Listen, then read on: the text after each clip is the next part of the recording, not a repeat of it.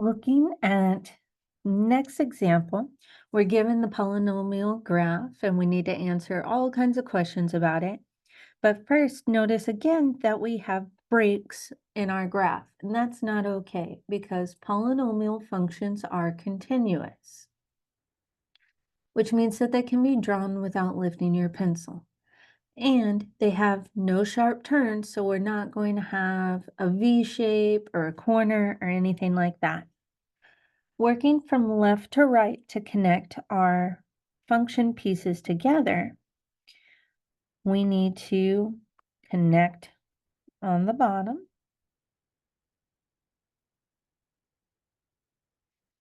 And then we keep coming up. Need to connect at the top. And notice I'm just making it curved. I know that the graph keeps going up and up and up, and then eventually turns around. This is just to give us a visual.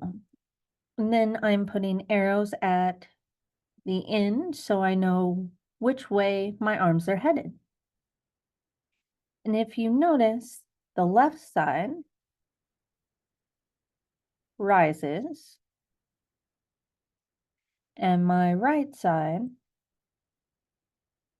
falls. And because my arms are opposite, that means that we have an odd function.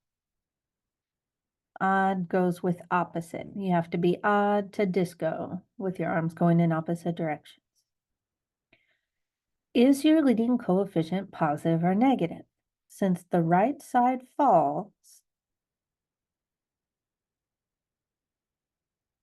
that means that our leading coefficient is negative. If our right side rose or was positive, going into the positive y values, then we would have a positive leading coefficient. Your leading coefficient is dependent on how you end your graph on the right.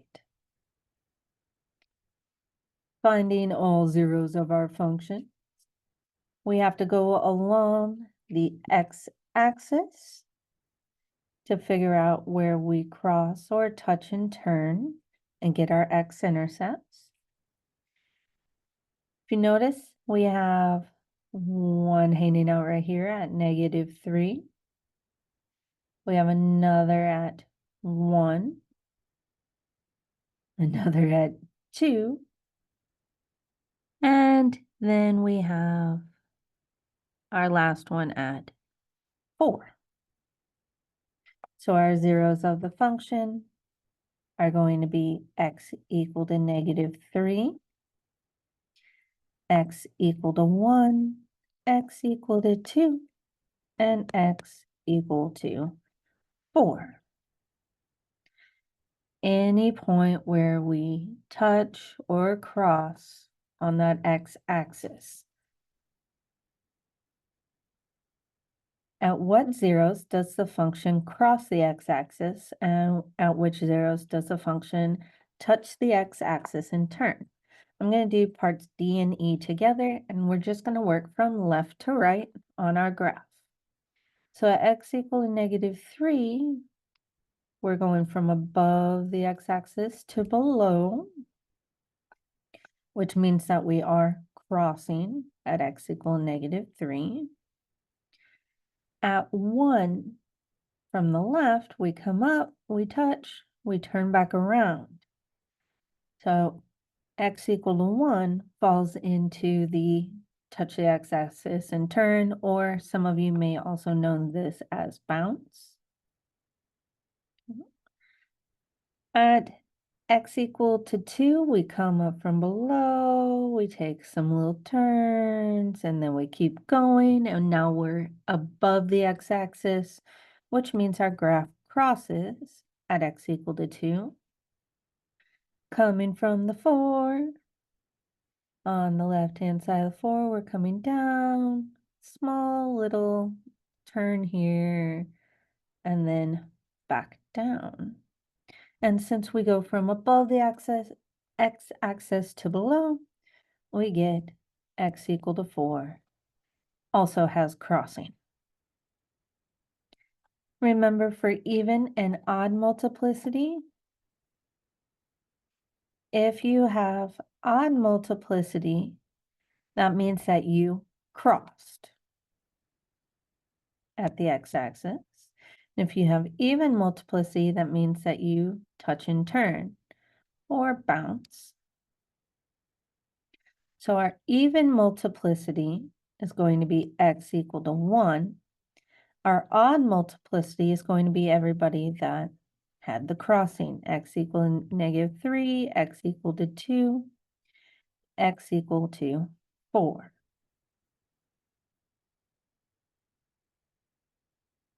Based on the turning points, what is the minimum degree this function could have?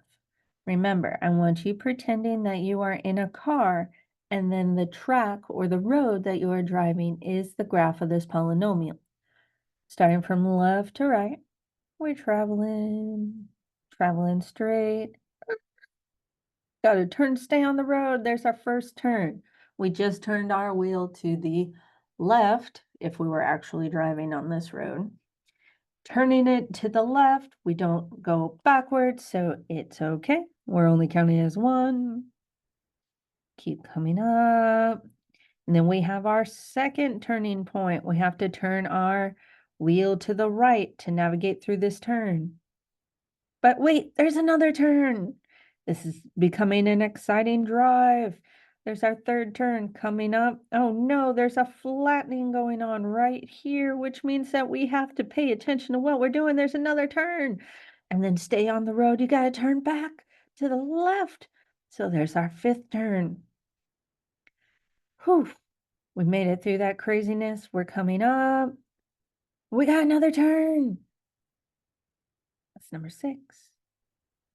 Coming down. Oh, we think we're good, but then, oh no, it has this little itty bitty S curve. We better be paying attention because there's number 7. Then we have to turn back for number 8. The graph at 4, if you were to zoom in, does something like that. And that is where we get 7 and then 8, because you have to turn your wheel 2 different times to stay on the road. You have to go to the left and then to the right. If it was just moving our car steering wheel one way, we count it as 1 turn. But we got up to 8 turning points. And because we have 8 turning points,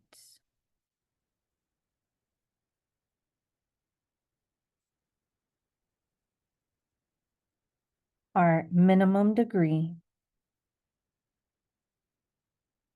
which is n, is going to be 8 plus 1, which gets us to 9. So we have a minimum degree of 9.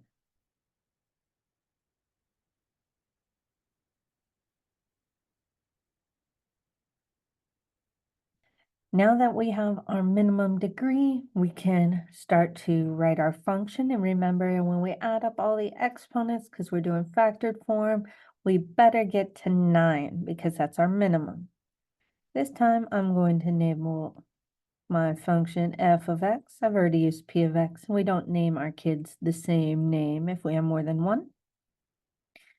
We said that we needed a negative leading coefficient because the right side falls.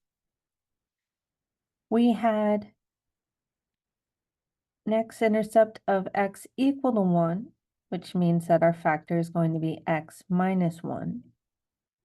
Our x equal to -3 tells us that our factor is x plus 3. For x equal to 2, our factor is going to be x minus 2.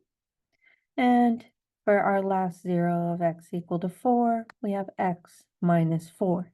Keep in mind that your parentheses can be in a different order. You can have your zeros in a different order. It does not matter. We're not done yet though, because we need to go back through and put in our exponents, our multiplicities for each of our zeros for our factors. So working from what we got, we said at x equal to 1, we bounce or we touch and turn. It has even multiplicity. Our smallest even number is 2. So x minus 1 is going to be 2 for its multiplicity, its exponent. Okay. At x equal to -3, going back to the graph, we know it's odd because it crosses. So it's either going to be a 1 or a 3 exponent going for the minimum degree. Because it goes straight across without any turning points, he is going to have a 1 as the exponent. Let's look at x equal to 2. At x equal to 2, notice we had turning points 4 and 5. It flattened out as it crossed. We had to turn the wheel twice. And because that happened, it's not a 1. It's not going straight across. It's taking its time, which means we need the next odd number that we know other than 1, which gets us 3.